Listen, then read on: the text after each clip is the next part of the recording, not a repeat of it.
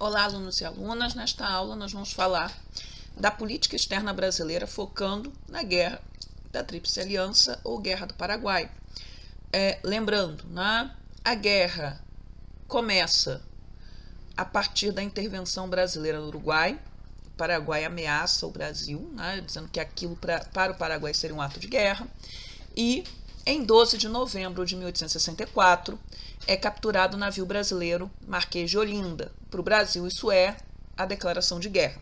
A primeira fase da guerra, ela começa com a captura do navio e com a invasão do Mato Grosso. A primeira fase da guerra começa com a invasão do Mato Grosso. Então, o Paraguai declara a guerra em 13 de dezembro de 1864, em 27 para 28 de dezembro. Eles vão atacar o Forte Coimbra, que é no atual estado do Mato Grosso do Sul. Em janeiro de 1865, os paraguaios tomam Corumbá. A invasão do Mato Grosso é fruto de um planejamento. Havia espiões paraguaios na região desde pelo menos 1862. Não foi algo, vamos invadir o Mato Grosso. Eles já estavam mapeando a região e planejando esta invasão. Neste momento da guerra, é preciso lembrar que a guerra é entre Brasil e Paraguai. A Argentina não está na guerra ainda. Ela não aderiu à guerra, ela não está do lado de ninguém nesse momento. Os paraguaios vão tentar arrastar a Argentina para a guerra. Em janeiro de 65, depois de declarar guerra ao Brasil, o Solano Lopes ele vai pedir permissão para a Argentina para cruzar o território argentino com seus soldados e conseguir entrar no Rio Grande do Sul. Então, o Paraguai não faz fronteira com o Rio Grande do Sul. A Argentina recusa a passagem. O Brasil tinha pedido a mesma coisa e a Argentina tinha recusado, ou seja, a Argentina estava neutra. E aí, o Congresso paraguaio ele vai declarar guerra, vai se reunir, vai se declarar guerra à Argentina em 5 de março, e vai enviar essa declaração de guerra para a Argentina e vai cruzar o território argentino com seus soldados. Qual era o cálculo do Solano Lopes? Que os argentinos das províncias de Corrientes e Entre Rios, que estavam em oposição ao presidente Mitre, iriam ficar do lado do Paraguai. Só que raramente uma nação que tem o seu território invadido, mesmo que aquela província esteja em desacordo com o governo do país, vai se colocar com o inimigo, porque a sua terra foi invadida. A invasão da Argentina faz com que estas regiões que estavam em revolta contra o poder central se alinhem com o governo Mitre. Esqueçam as desavenças e pensem aí que o país está sendo invadido. A invasão da Argentina e posterior invasão do Rio Grande do Sul é a segunda fase da guerra. É uma guerra de expansão do Paraguai nesse momento. Então, o Paraguai invade Corrientes e invade o Rio Grande do Sul. Bem, invadida a Argentina, a Argentina também vai declarar guerra ao Paraguai. E a derrota do Aguirre no Uruguai vai fazer com que o novo governo uruguaio, Colorado, fique contra o Paraguai também. Então, nós vamos ter, em 1º de maio de 1865, Brasil, Argentina e Uruguai assinando secretamente aquilo que ficou chamado de Tratado da Tríplice Aliança. Quem é que é o comandante em chefe das tropas dessas três nações? É o Bartolomeu Mitre, que é o presidente da Argentina. A invasão do Rio Grande do Sul começa em 10 de junho de 65, pela cidade de São Borja. Os paraguaios tomam a cidade e as tropas brasileiras vão cercar a cidade. E a cidade vai ficar sitiada de 16 de julho até 18 de setembro de 1865. Sem condições de receber reforço paraguaio, a comida vai terminando, a água vai ficando escassa, os soldados vão adoecendo e terminam por capitular, terminam por se render. A rendição da cidade de Uruguaiana marca o fim da ofensiva paraguaia no Brasil, ou seja, a guerra agora ainda está dentro do território argentino, Corrientes, mas não tem mais soldado brasileiro no Rio Grande, soldado paraguaio no Rio Grande do Sul. As tropas paraguaias continuam, no entanto, no Mato Grosso, tá? Bem, o Brasil precisa de soldados. Começou a guerra, já falei para vocês na aula passada, que a guerra iria ser curta, era esta a imaginação das pessoas, tá? Então vão se convocar os voluntários da pátria, tá? Vão se oferecer uma série de vantagens para aqueles que se alistassem para lutar. Isso em 7 de janeiro de 1865. Início da guerra, tá? Então vão ser prometidos dinheiro, lotes de terra em colônias militares que seriam fundadas nas fronteiras, emprego público, uma série de coisas. Muita gente corre para se alistar. Há as vantagens, há o patriotismo, o território brasileiro foi invadido, não podemos esquecer, e há também essa ideia de que daqui a pouco a guerra termina. Dom Pedro I, ainda nesse esforço de propaganda, ele vai ser chamado de voluntário número 1. Tá? Ele é o primeiro a se alistar, mas ele não vai para a guerra. Ele se faz presente no Rio Grande do Sul durante o cerco de Uruguaiana, não participa dos conflitos, com seus 2 genros, o marido da princesa Isabel, né, que é o Conde D, e o marido da princesa Leopoldina, que é o Duque de Saxe. O Conde D, que tinha experiência militar, ele pede ao sogro para ser liberado para ir para a guerra, mas o Dom Pedro não permite que ele vá. Tá? Então eles se fazem presentes, mas não participam de combate. Em janeiro ainda, né, vem mais um decreto ligado à guerra, que é a convocação da Guarda Nacional.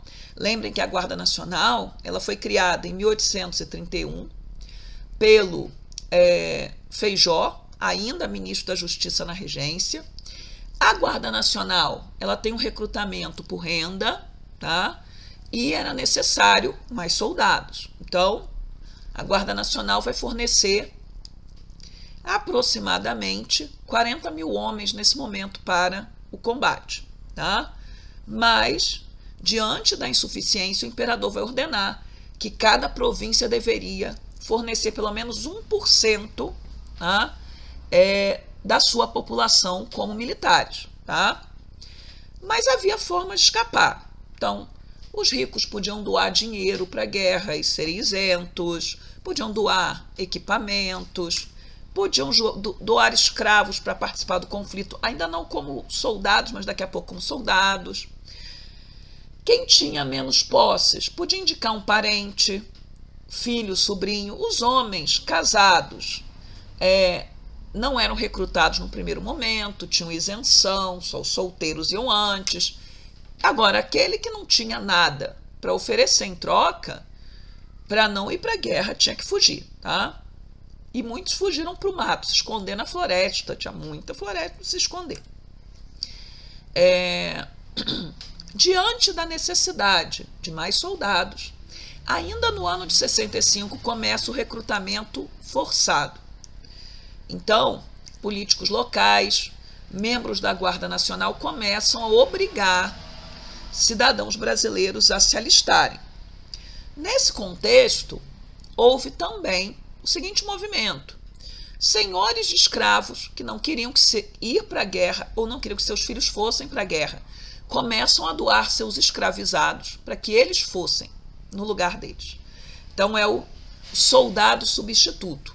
E esses que vão lutar, eles recebem o oferecimento da liberdade. Então, no final da guerra, aqueles que tivessem lutado seriam libertos. Tá? Houve também mulheres que se alistaram, e uma delas, mulheres que foram para a guerra, desculpe, e uma delas se alistou como voluntário da pátria, que foi a Jovita Alves Feitosa. Ela cortou os cabelos, ela vai se disfarçar de homem, assim como a Maria Quitéria na guerra de 1822, na Guerra de Independência, mas ela vai ser descoberta, vai ser usada como propaganda na época para o alistamento, mas não lhe permitem ir lutar. E ela se alista com 17 anos e ela acaba morrendo com 19 anos de forma trágica, não na guerra como ela desejava estar lá, mas em um incidente que depois vocês podem ler a respeito disso, tá?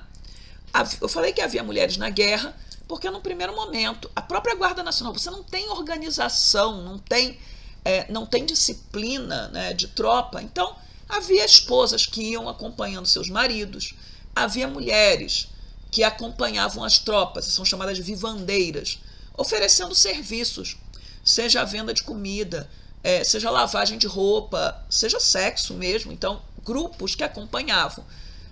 As mulheres que acompanhavam as tropas, às vezes participavam dos combates mesmo de alguma forma. Você tem relatos disso na guerra, tá? Mas como soldado, nenhuma delas foi aceita. A Jovita, ela foi só usada para posar aí para fotografias e propaganda, mas não deixaram ela ir. Aqui, né, são desenhos, charges de um jornal chamado Cabrião, né, mostrando a fuga do recrutamento forçado, as pessoas indo morar na floresta, tá? Mostrando também a trágica marcha de soldados para o Mato Grosso. 1/3 das tropas brasileiras morreram antes de chegar ao próprio campo de batalha. Morreram de quê? De doenças no caminho entre Rio, São Paulo e outros centros e o Mato Grosso.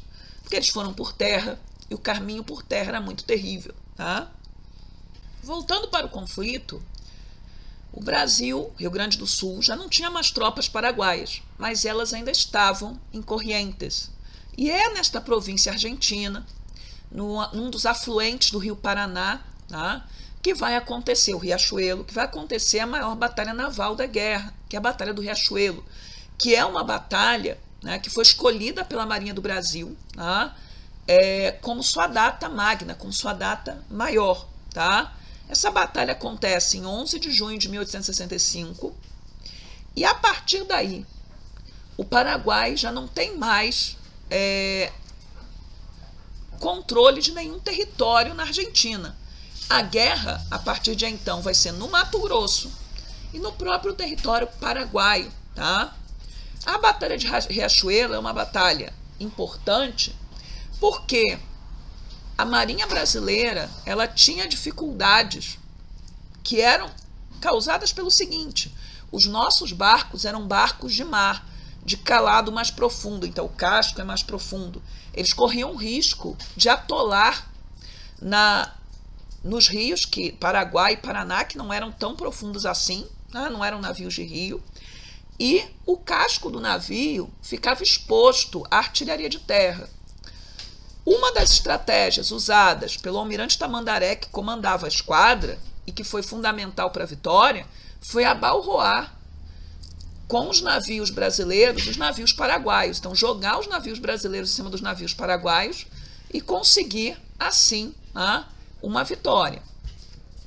A partir da Batalha do Riachuelo, o Paraguai não tem mais saída para o mar, o Paraguai se encontra isolado. O que poderia parecer, o caminho para o fim da guerra vai gerar uma guerra estagnada, que vamos passar vários anos ainda sem conseguir chegar ao final do conflito, tá? Aqui são só alguns dos uniformes usados pelas tropas brasileiras durante a Guerra do Paraguai. Muito bem. A guerra em território paraguaio, ela vai ser uma guerra difícil, tá? Então, vai se cruzar o Rio Paraná, a invasão do Paraguai, mas há uma fortaleza, que é a fortaleza de Humaitá, que vai conter o avanço das tropas. Então, durante 2 anos, a fortaleza de Humaitá vai resistir, tá? É a maior fortificação paraguaia, tá? Nós vamos ter em 24 de maio de 1866 a Batalha do Tuiuti, que vai ser a batalha mais sangrenta ocorrida na guerra e dentre as batalhas ocorridas na América do Sul, tá? O forte do Humaitá, as fortificações do Humaitá foram usadas como ponto de partida para o ataque às tropas da Tríplice Aliança, mas a vitória foi da Tríplice Aliança. Em 12 de setembro de 1866, Solano Lopes ele vai pedir um encontro com o Mitre. O objetivo desse encontro, com o presidente da Argentina, era chegar a um acordo para o fim da guerra, tirar a Argentina da guerra e deixar a guerra, uma guerra praticamente só com o Brasil. Porque ainda que o presidente argentino fosse comandante, a maioria dos soldados eram brasileiros e Uruguai e Argentina davam muito mais um apoio logístico às tropas, com comida e outras coisas, do que propriamente um apoio com homens, tá? O grosso das tropas é brasileira. A gente tem aqui, né, muitas fotos da Guerra do Paraguai, porque a gente está exatamente naquele momento do desenvolvimento da fotografia, tá? Então, aqui uma foto das trincheiras na Batalha do Tuiuti, tá? Uma batalha, né, onde nós tivemos mais de 7.000 mortos, e dentre esses mortos, cerca de 6.000 eram paraguaios. Então, veja, até pelo tamanho do Brasil, ainda tem Argentina e Uruguai, né, o Brasil tinha muito mais possibilidade, né, de reunir tropas, né? O peso, né, o custo humano para o Paraguai, sozinho na guerra, era muito maior do que para a Tríplice Aliança. Mas sigamos. 22 de setembro de 1866, nós vamos ter uma grande derrota da Tríplice Aliança, que é na Batalha de Curupaiti, tentativa de tomar uma fortaleza que não vai ser concretizada, e foi a maior derrota das tropas brasileiras, argentinas e uruguaias durante a guerra. Tá? Em novembro de 1866, finalmente vem o decreto, que eu já fiz referência, dizendo o seguinte, que todo homem negro escravizado que lutasse na guerra vai se tornar livre ao final do conflito. Então você vai ter, inclusive, escravizados que fogem para se alistar. Ir para a guerra significa liberdade. Essa presença muito grande dos negros, de homens negros nas tropas brasileiras, vai reforçar aquela associação racista dos brasileiros aos macacos. A gente já vai ver aqui umas gravuras, tá? Em 1867, abril e maio, né, há a invasão do Paraguai, né, invasão de verdade, em larga escala, rumo à fazenda de Laguna, tá? Mas a derrota das tropas da Tríplice Aliança e um dos acontecimentos mais trágicos da guerra para a Tríplice Aliança, claro, que é a retirada de Laguna. Aqui algumas das ilustrações que eu falei, dos jornais paraguaios. Uma delas, que dá para ver melhor, né, provavelmente por causa da posição da minha webcam, mostra Dom Pedro II sendo representado como um macaco. Tá? Então, os macaquitos são os brasileiros, né? Os macacunos são brasileiros e o grande rei, o imperador macaco. E ali, um soldado paraguaio colocando para correr soldados brasileiros, negros, todos eles com aquela aparência caricatural de macacos. Tá? Então, a ideia, né, de que, enquanto o exército paraguaio era formado por homens livres, as tropas brasileiras eram formadas por escravos. Tá? A guerra não anda. Então, desde junho de 65, a guerra está parada. Tá? Quem está no poder é o Partido Liberal. O Partido Conservador vai aumentar as críticas ao Partido Liberal, acusando os liberais de incompetência na guerra. Tá? De fato, o Partido Conservador tinha uma visão estratégica muito maior a respeito do Cone Sul, mas é uma disputa entre partidos. E o Partido Conservador vai pressionar para que o então Marquês de Caxias, que era senador pelo Partido Conservador, militares no Império não eram proibidos de pertencerem a partidos nem se candidatarem, para que o Caxias siga para o Sul como comandante das tropas brasileiras. Tá? E é isso que vai se fazer. Naquele momento, as críticas elas aumentavam cada vez mais, de que o exército brasileiro era mal armado, mal treinado, não tinha preparo para o combate. O exército paraguaio era muito melhor treinado e preparado e armado de fato, tá? E a imprensa chamava a guerra de açougue do Paraguai. Aqui, né, recrutamento forçado, é uma charge mostrando um homem casado sendo retirado da cama e arrastado para a guerra, né, para o açougue do Paraguai. O Duque de Caxias, quando ele chega na frente de combate, ele não vai somente cuidar dos aspectos militares da tropa. Então, vamos treinar, vamos nos preparar, vamos fazer com que esses soldados sejam mais disciplinados. Não é só isso, tá? A coisa é muito maior. Os soldados precisam de roupa, de fardamento, eles irão receber. É necessário montar hospitais de campanha, eles serão montados, tá? Você vai ter um reforço aí em remédios, bandagens, até uma questão que era a causa da morte de muitos soldados. A água era contaminada, então Caxias manda colocar filtros, tá, de água potável para que os casos de cólera e outras doenças possam diminuir, tá? Muito bem. E Caxias ele vai liderar a guerra até a tomada de Assunção. O Mitre se retira da guerra por conta de problemas internos da Argentina.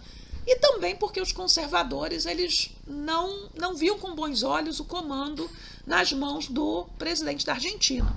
O Caxias ele vai comandar até o início de 69 e depois ele se retira argumentando problemas de saúde, tá?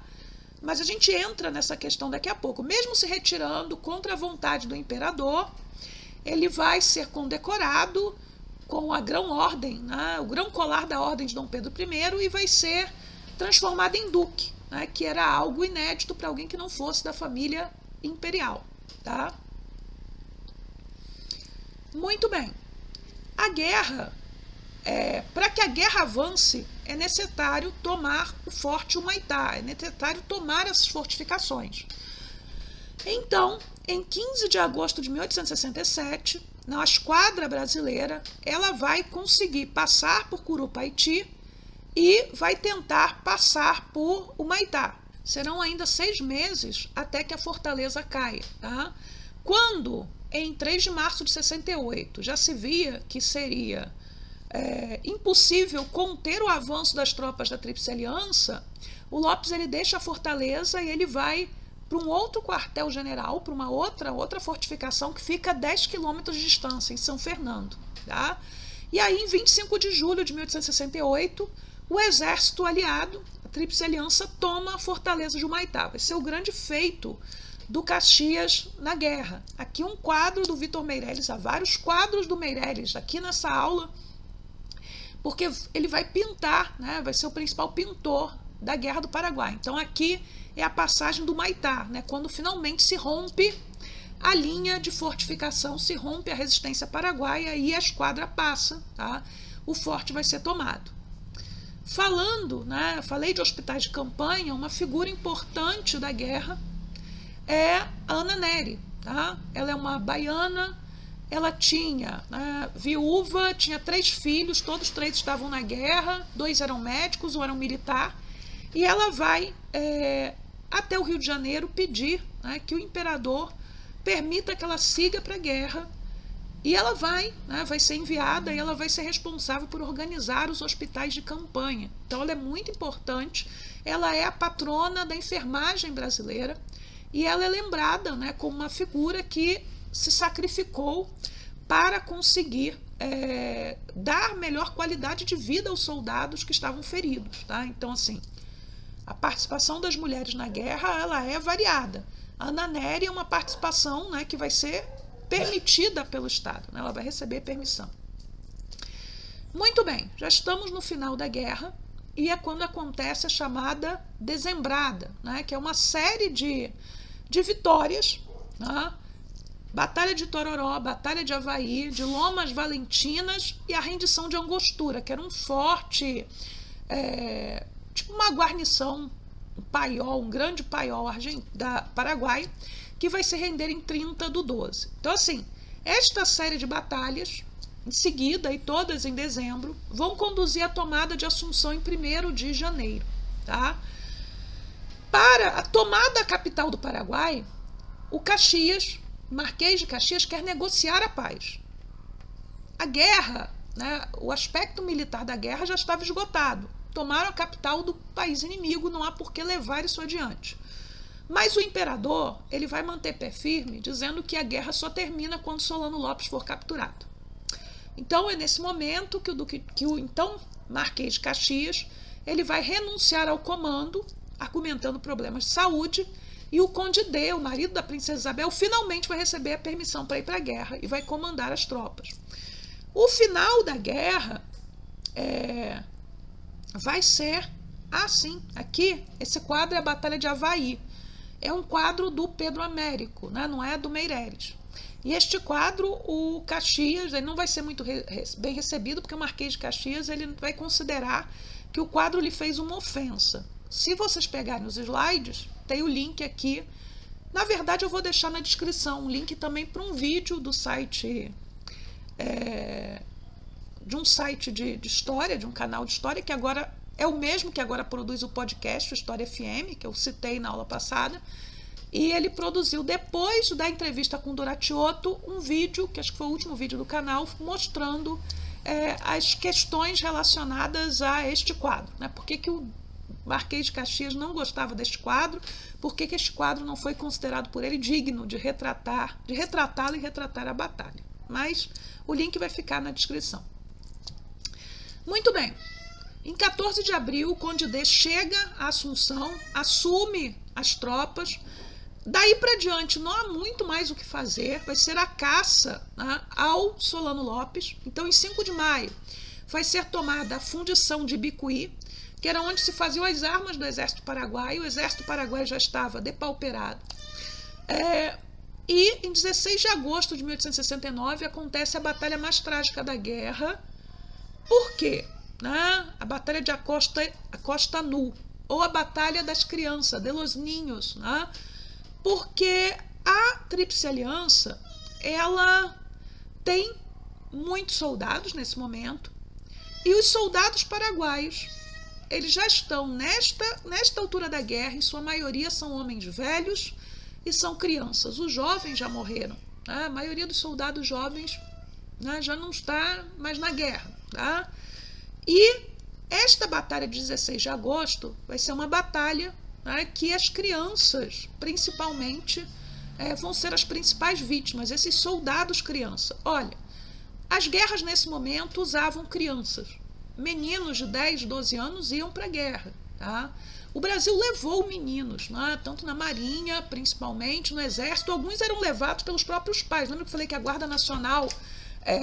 o sujeito levava a esposa, levava os filhos também, às vezes criança, adolescente. Não é esse o caso. Mas no caso do Paraguai, né, vai ser o recrutamento em massa dessas crianças. A Batalha de Acosta Nu, ela aconteceu no final da tarde, estava escuro, era numa região de mato alto e, pelo que consta, né, muitos desses meninos paraguaios eles estavam disfarçados com barbas postiças, ou seja, fingindo que eram homens adultos. Então, numa situação de penumbra, de noite, no meio da batalha, né, até que se descobrisse que você estava lutando contra crianças e não contra soldados adultos, né, já era tarde demais, não tinha como parar a batalha. Né? E houve uma tragédia, e o 16 de agosto é considerado o Dia das Crianças no Paraguai. Tá? A guerra ainda vai se estender, como eu falei, até a captura do Solano Lopes. Então, 1º de março de 1870, o Solano Lopes ele vai ser morto por 2 soldados brasileiros em Serra Corá. Tá? É o fim da guerra. O fim da guerra não é o fim da tragédia. Né? Para o Paraguai, é o início da tragédia. Então, o Paraguai perde parte do seu território, vai ter que ceder território para a Argentina, ele tem um mapa, para o Uruguai, para o Brasil. Tá? O Paraguai perdeu uma parte considerável da sua população, principalmente masculina adulta. Embora a gente não tenha estatísticas precisas disso, né? Perdeu entre 180 mil e 200 mil pessoas. Tá? O Paraguai vai se tornar, a partir daí, um país com grande concentração de terra. Então, toda aquela estrutura, né, de terras nas mãos dos camponeses vai ser desmontada a partir daí, e o Paraguai se torna um país de grandes fazendeiros, de grandes estancieiros. Tá? A dívida externa do Paraguai ela vai ser perdoada por Getúlio Vargas em 43, porque havia uma dívida de guerra que era impagável. Né? Então o Paraguai vai ficar numa situação muito complicada. E vai ficar militarmente ocupado, né, por Argentina e Brasil até 1876. Tá? Para o Brasil, a guerra vai ser um grande prejuízo, porque o Brasil vai se endividar para poder levar a guerra adiante, né? O endividamento do país vai aumentar, tá? Calcula-se que o Brasil perdeu cerca de 50 mil pessoas, a Argentina teria perdido 18 mil, né, entre civis e soldados, e o Uruguai 3.120 pessoas. É o que a gente tem, tá? O exército sai da Guerra do Paraguai, né, ovacionado, é o grande vitorioso. O imperador sai também, né, com a sua imagem fortalecida. O Brasil venceu a guerra, enfim. E a partir daí nós vamos ter uma questão, tá? O exército não aceita mais, tá? Não vai aceitar mais fazer determinados papéis que eram feitos antes. Principalmente o papel de capitão do mato, né, que é caçar escravos fugidos. Porque, veja só, a guerra ela vai permitir que homens brancos e negros ocupem as mesmas trincheiras, lutem lado a lado. Então o sujeito, mesmo um sujeito que era racista e que não via os negros como capazes, via como inferiores, talvez no campo de batalha ele tenha lutado lado a lado com um homem negro que lhe salvou a vida. Então o próprio exército vai se tornar um foco de abolicionismo, tá?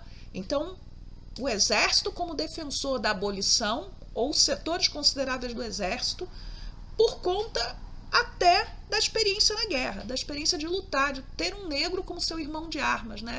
Essa situação de companheirismo que vai se forjar ali. E pelo contato também, né, com paraguaios, argentinos, uruguaios, o exército brasileiro também volta mais republicano. Então, assim, o exército lá no início, lá no primeiro reinado, era um foco de republicanismo e vai voltar a ser, tá? E estas questões a gente vai falar depois, tá? No futuro. Então é isso, terminou a nossa aula de Guerra do Paraguai. Qualquer dúvida, aqueles que são meus alunos, se você está assistindo, não é meu aluno, pode deixar a dúvida nos comentários, se quiser, mas os meus alunos podem usar o fórum do AVA, do colégio, e ali podem deixar as suas dúvidas. Então é isso, um abraço para vocês. Tchau, tchau.